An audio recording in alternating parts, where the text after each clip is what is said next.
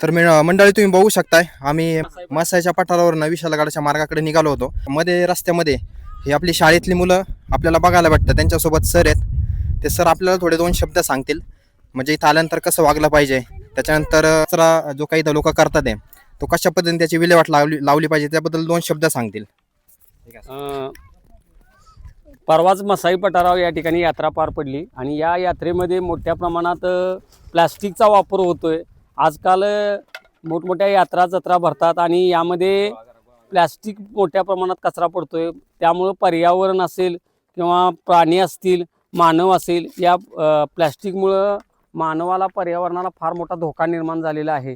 तरी आपण सर्वांनी मिळून पृथ्वी जर स्वच्छ ठेवायचं असेल, निसर्ग स्वच्छ ठेवायचा असेल तर आपला परिसर, आपला देश हा प्लॅस्टिक मुक्त झाला पाहिजे, जेणेकरून आपलं येणारं जी पिढी असेल किंवा येणारा जो भावी काळ असेल यामध्ये ती सुरक्षित आणि संपन्न राहिली पाहिजे. त्यासाठी पृथ्वी किंवा निसर्ग हा प्लॅस्टिक मुक्त किंवा प्रदूषणमुक्त असला पाहिजे. कारण मानवाला निसर्गावरच अवलंबून राहावं लागते आणि निसर्ग स्वच्छ असेल तर मानव स्वच्छ राहील किंवा मानव रोगविरहित राहू शकतो. म्हणून पर्यावरणाच्या दृष्टिकोनातून किंवा मानवाच्या भविष्याच्या दृष्टिकोनातून पर्यावरण हे सुंदर आणि स्वच्छ झालं पाहिजे.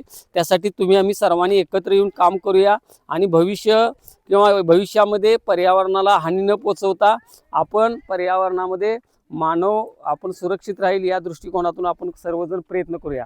आणि म्हणूनच आम्ही सर्व 10वीचे विद्यार्थी या ठिकाणी पर्यावरण स्वच्छ करण्यासाठी किंवा इथं पठार मसाई पठार हे तसं प्रसिद्ध पठार आहे आणि या पठारावर परवाच यात्रा झाली. यात्रेमध्ये मोठ्या प्रमाणात प्लॅस्टिकचा वापर झाला आणि या प्लॅस्टिक गोळा करण्यासाठी किंवा हे प्लॅस्टिक मुक्त परिसर करण्यासाठी आम्ही या ठिकाणी एक दिवस या ठिकाणी आलोय. बरेच वेळ झाला आम्ही या ठिकाणी काम करतोय. जवळजवळ 10-15 ठिकी प्लॅस्टिक आम्ही या ठिकाणी गोळा केलेला आहे. याचबरोबर दळेवाडीचे ग्रामस्थ देखील आमच्याबरोबर आहेत. यांनी देखील संत गाडगेबाबाचा या थोडक्यात हे एक त्यांचे अनुयायी आहेत आणि त्यांनी देखील या ठिकाणी जवळ 2-3 बाटल्या पाण्याच्या प्लॅस्टिक गोळा केलेला आहे आणि ते प्रत्येक वर्षी या ठिकाणी येतात. आम्ही देखील आमच्या शाळेची मुलं प्रत्येक वर्षी या ठिकाणी हा परिसर स्वच्छ करण्यासाठी येतो आणि हा परिसर स्वच्छ करून आम्ही देवी म्हणा किंवा निसर्ग संपन्न करण्याच्या दृष्टिकोनातून आम्ही प्रयत्न करतो आहे. संजय सिंह माध्यमिक विद्यालय दळेवाडी तालुका पन्हाळा. रवींद्र रामचंद्र पाटील, RR पाटील.